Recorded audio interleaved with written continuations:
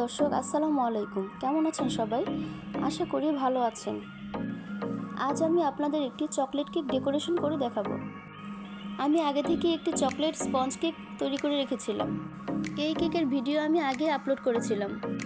আপনারা যদি কেউ দেখে না থাকেন তাহলে আমার পেজ থেকে দেখে নেবেন। তো প্রথমে আমি কেকটিকে স্লাইস করে কেটে নিব। কেকটিকে আমি 3টি স্লাইস করে কেটে নিয়েছি।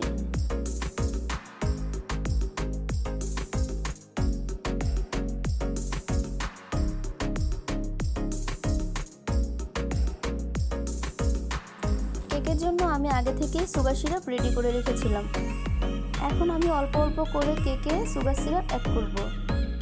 আপনারা সবাই খেয়াল রাখবেন কেকের সুগার সিরাপ যেন এক জায়গায় দুইবার না দেওয়া হয়।